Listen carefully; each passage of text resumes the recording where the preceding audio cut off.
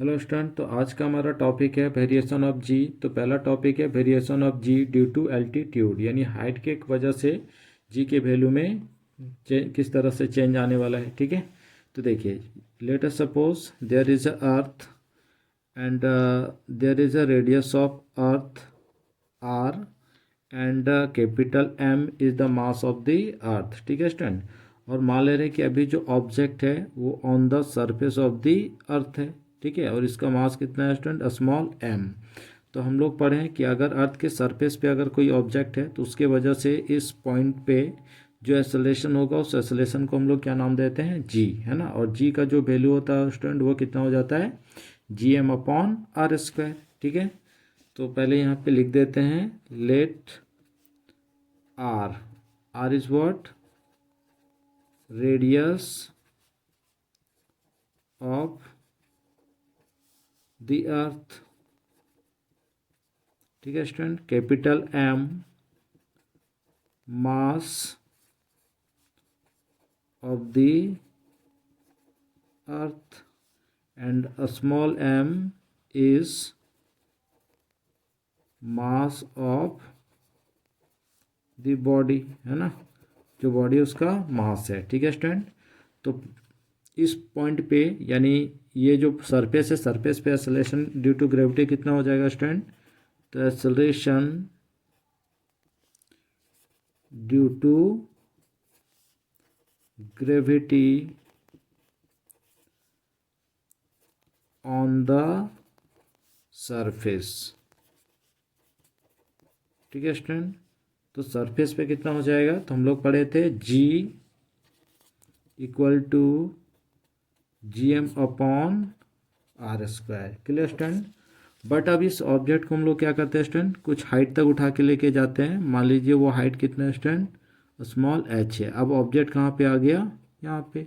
तो इस पॉइंट पे एक्सेलरेशन ड्यू टू ग्रेविटी कितना होगा? तो मान ले रहे इस पॉइंट पे जो एक्सेलरेशन ड्यू टू ग्रेविटी है उसको हम लोग क्या नाम दे दिए स्टूडेंट? जी एच। ठीक है, तो जी एच कितना हो जाएगा? तो हम लोग पढ़े थे कि अगर कुछ हाइट पे अगर हम ले लेते हैं तो जी एच कितना हो जाता है?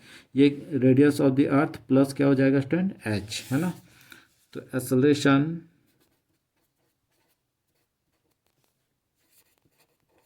ड्यू टू ग्रेविटी, यहाँ पे मान ले रहे स्टूडेंट इसको पॉइंट ए। ठीक है, तो acceleration due to gravity at point A क्या हो जाएगा student?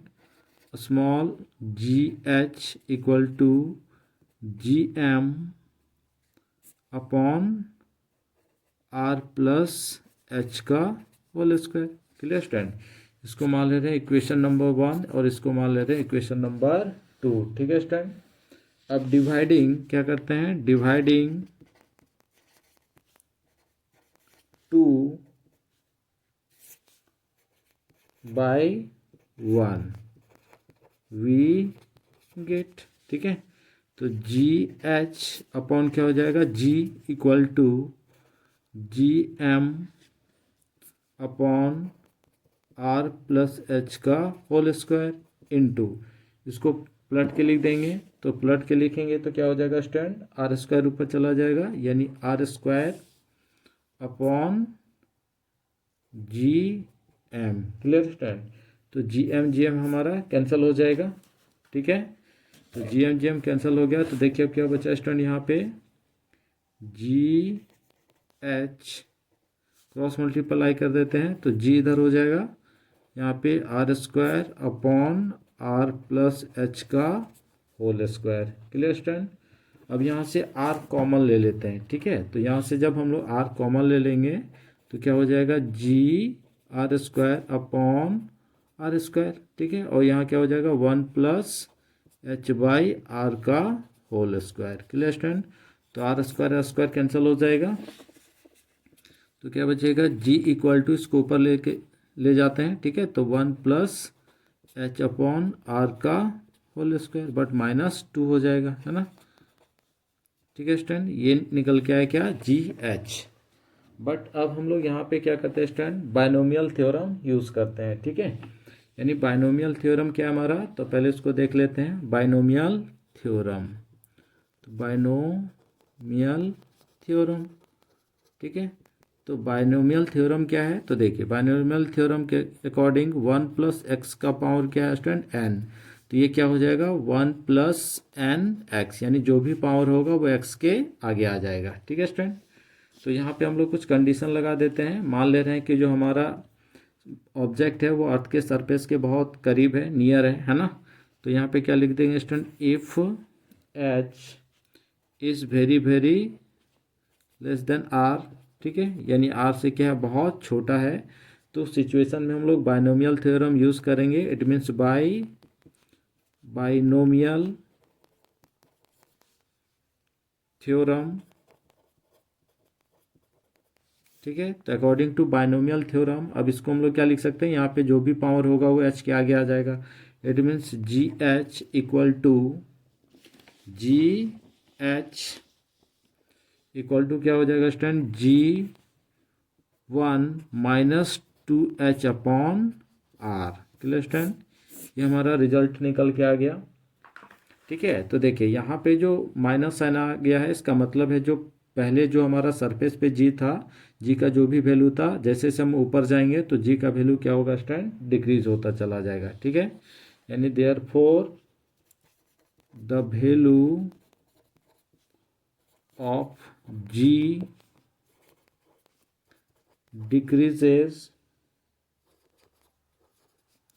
decreases with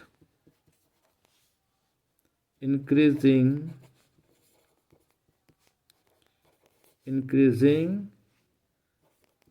altitude।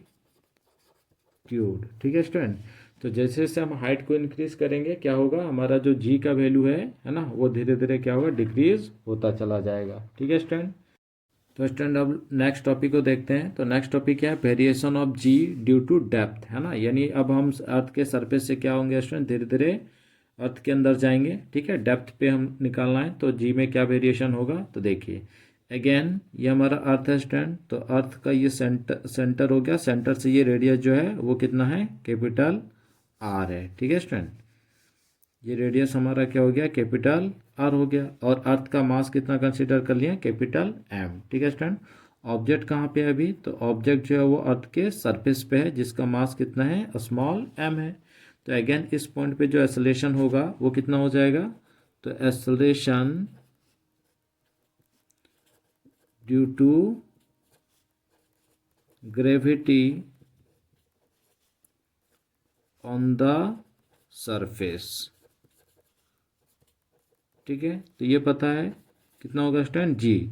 Surface पे जो एक्सेलरेशन ड्यू टू ग्रेविटी होता है उसको हम लोग स्मॉल जी से डिनोट करते हैं। तो जी इक्वल टू क्या हो जाता है student, G capital M upon R square. इसको मान लीजिए इक्वेशन नंबर 1। Clear student.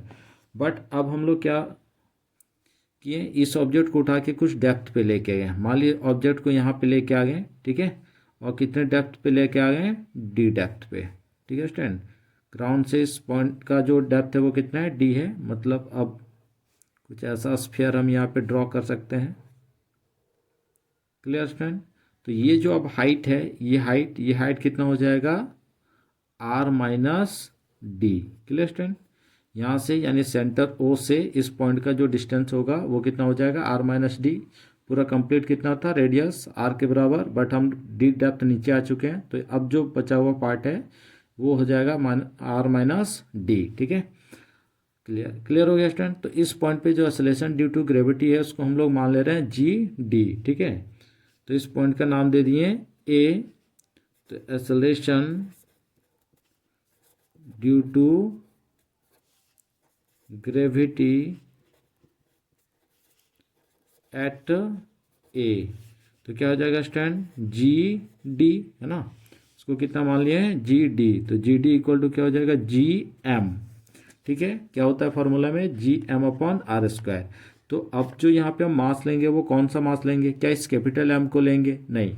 तो अब इस ये जो पार्ट है इस सेक्शन का जो भी मास होगा, ठीक है स्टूडेंट, तो मान ले रहे हैं सेक्शन का जो मास है वो कितना है, एम डैश है। ठीक है, कितना, एम डैश। ठीक, तो यहाँ पे क्या हो जाएगा, एम डैश अपॉन डिस्टेंस कितना है, आर माइनस डी।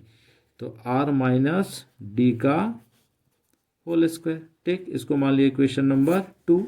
तो अगेन सेम प्रोसेस करेंगे, dividing dividing equation 2 by 1 we get. ठीक है, तो equation number 2 means G D को डिवाइड करें किससे, जी से, तो G M dash upon R minus D का होल स्क्वायर इनटू, अब ये जो वैल्यू इसको पलट के लिख देंगे तो आर स्क्वायर अपॉन क्या हो जाएगा स्टूडेंट, जी एम हो जाएगा।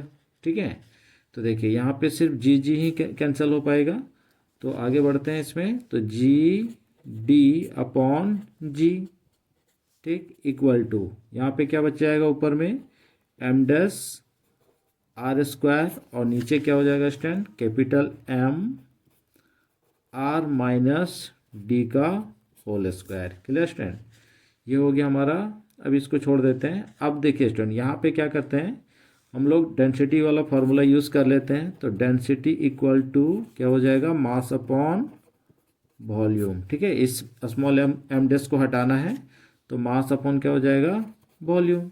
ठीक है, तो मास अपॉन वॉल्यूम, तो मास इक्वल टू, यानी mass equal to density into volume हो जाएगा। ठीक है, तो mass equal to density into volume, तो मास रख दिया स्टूडेंट स्मॉल एम, तो डेंसिटी क्या होगा, रो। तो अब हम इस पार्ट का डेंसिटी का बात करें या इस पूरे का डेंसिटी का बात करें, वो डेंसिटी क्या होगा, सेम, क्योंकि डेंसिटी कब चेंज होता है स्टूडेंट, जब हम पढ़े हैं कि जब मटेरियल चेंज होता है तभी डेंसिटी चेंज होता है। ठीक है, तो हम तो अर्थ का ही बात करें, तो इस छोटे से पार्ट का भी डेंसिटी और बड़े पार्ट का डेंसिटी सेम ही रहेगा। ठीक है, तो density equal to mass equal to density into volume. ठीक है, तो वॉल्यूम छोटे वाले का वॉल्यूम लेना है आर माइनस डी का होल क्यूब। ठीक है स्टूडेंट, और बड़े वाले जो कैपिटल एम है, इसका डेंसिटी अगर इसका मास अगर हम यहाँ पे पुट करते हैं, तो capital M equal to again density into, तो वॉल्यूम हो जाएगा 4/3 pi R cube. Clear student, अब ये जो दोनों वैल्यू है इसको हम लोग यहाँ पे पुट कर देंगे, मान ले रहे हैं कि इसको इक्वेशन नंबर 3। ठीक है, तो ये दोनों एम डैश और एम का वैल्यू कहाँ पे पुट करेंगे स्टूडेंट, इक्वेशन नंबर 3 पे। तो देखिए क्या हो जाएगा, G D upon G equal to, यहाँ पे एम डैश की जगह पुट करना है ये पूरा पार्ट। ठीक है, तो पुट करेंगे तो rho into 4/3 pi R minus D का होल क्यूब। ठीक है, into R square. Clear student, into R square divided by capital M का वैल्यू पुट करना है, it means rho into 4/3 pi R cube into R minus D का whole square. ठीक है student, तो देखिए यहाँ से कुछ कट जाएगा, डेंसिटी डेंसिटी कट जाएगा, 4/3 पाई कट जाएगा। अगेन स्टूडेंट यहाँ पे भी कट जाएगा। ठीक है, तो ये कट गया और यहाँ से आर कट गया। ठीक है, तो G D upon G equal to, ऊपर में क्या बचा स्टूडेंट, आर माइनस डी, सिर्फ ये आर माइनस डी, तो आर माइनस डी अपॉन नीचे क्या बचा है, सिर्फ आर। ठीक है, ये हो गया हमारा आर। क्लियर स्टूडेंट, चलिए तो अब इसको यहाँ से क्रॉस मल्टीप्लाई कर देते हैं। ठीक, तो यहाँ से कॉमन ले सकते हैं यहाँ पे हम लोग आर को, तो अगर कॉमन ले लेंगे तो क्या हो जाएगा, G D upon G equal to, R common ले लिए तो 1 minus D upon R, upon क्या हो जाएगा स्टूडेंट, आर, तो ये आर आर कैंसिल हो गया। ठीक है, तो जी डी इक्वल टू क्या हो जाएगा, G 1 minus D upon R. Clear student, ये आ गया acceleration due to gravity at depth. अब देखिए अगेन यहाँ पे नेगेटिव साइन आ गया, इसका मतलब सरफेस पे जितना एक्सेलरेशन ड्यू टू ग्रेविटी होगा, अगर हम डेप्थ पे जाएंगे तो फिर वो क्या हो जाएगा स्टूडेंट, डिक्रीज करना स्टार्ट हो जाएगा। ठीक है, तो therefore the value of G decreases with increasing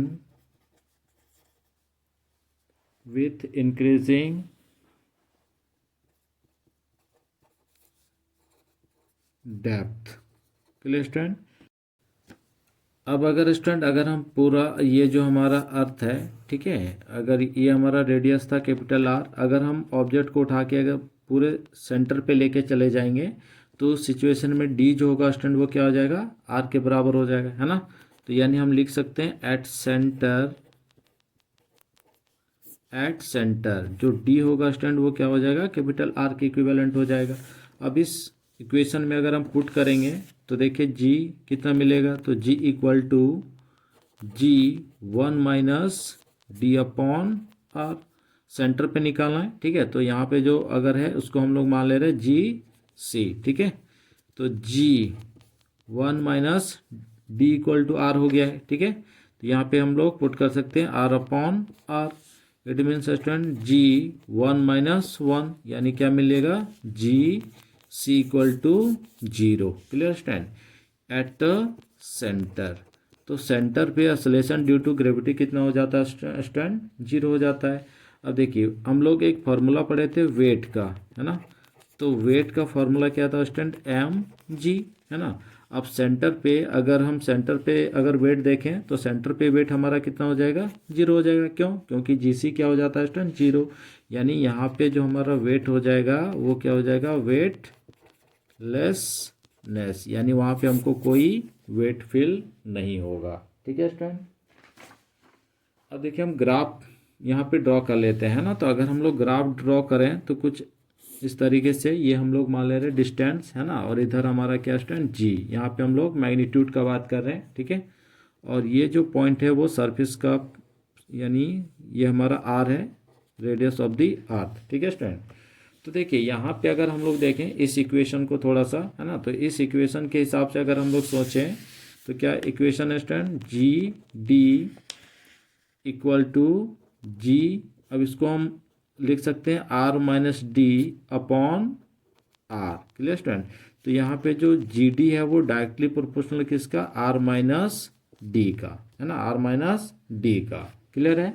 यानी कहने का मतलब है कि देखिए स्टूडेंट ये जो r-d है, तो जैसे जैसे ये r-d क्या होगा, इंक्रीज होता जाएगा। तो जैसे जैसे ये r-d हमारा इंक्रीज होगा वैसे वैसे हमारा जो एक्सेलरेशन ड्यू टू ग्रेविटी है वो भी क्या होगा स्टूडेंट, इंक्रीज होगा, है ना।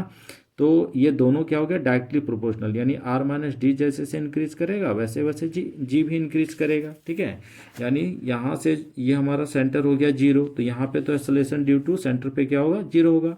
बट r-d अब इंक्रीज करना स्टार्ट कर दिया, है ना, तो धीरे धीरे हमारा जी भी क्या होगा, इंक्रीज होगा, यानी स्ट्रेट लाइन मिलेगा। अब उसके बाद जो नेक्स्ट है ना, तो सेंटर सरफेस के बाद जो कंडीशन है स्टूडेंट उसमें क्या है, जी इनवर्सली प्रोपोर्शनल 1/r² का। अब यहाँ से जो जी है वो धीरे धीरे क्या होगा, डिक्रीज होना स्टार्ट होगा। क्लियर है स्टूडेंट। तो ये हमारा ग्राफ है। चलिए नेक्स्ट टॉपिक देखते हैं। तो नेक्स्ट टॉपिक क्या है, variation of G with shape of the earth, है ना। अर्थ के शेप के वजह से जी में क्या वेरिएशन होता है। तो देखिए हम लोग पढ़ें कि जो हमारा अर्थ है स्टूडेंट वो पूरा सर्कल के स्फीयर के फॉर्म में नहीं है, वो अंडा जैसा है ना, यानी कुछ इस तरीके से है। तो देखिए ये हमारा क्या हो गया स्टूडेंट, पोल हो गया, यानी ये हमारा क्या हो जाता है, नॉर्थ पोल, और ये इधर हमारा साउथ पोल, ठीक है। ये नॉर्थ पोल और ये हमारा क्या हो गया स्टूडेंट, साउथ पोल, ठीक। और ये जो लाइन है ये क्या स्टूडेंट, इक्वेटर है ना। यानी हम यहाँ से यहाँ तक का जो रेडियस होगा इसको हम लोग क्या बोलेंगे, आर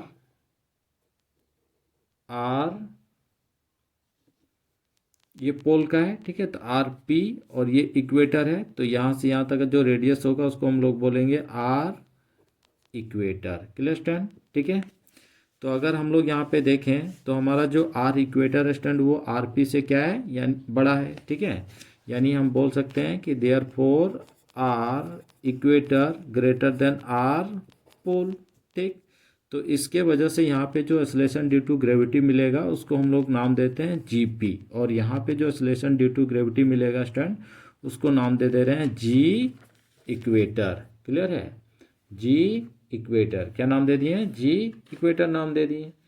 अब हमको बताना है कि इस पॉइंट का एक्सेलरेशन ड्यू टू ग्रेविटी ज़्यादा होगा कि इस पॉइंट का एक्सेलरेशन ड्यू टू ग्रेविटी ज़्यादा होगा। तो देखिए यहाँ पे रेडियस जिसका बड़ा होगा उसका एक्सेलरेशन ड्यू टू ग्रेविटी क्या होगा। तो जनरल फार्मूला हम लोग क्या पढ़े हैं, we now G equal to G M upon R square, ठीक है। यानी जिसका रेडियस बड़ा होगा उसका जी क्या होगा स्टूडेंट, कम होगा। जिसका आर कम होगा उसका जी क्या होगा, बड़ा होगा। तो देखिए यहाँ पे जो इक्वेटर का रेडियस है वो क्या बड़ा है, इसका मतलब है उसका जी क्या होगा स्टूडेंट, कम होगा, है ना। यानी जी इक्वेटर लेस देन क्या होगा स्टूडेंट, जी होल हो जाएगा। क्लियर है। Thanks for watching.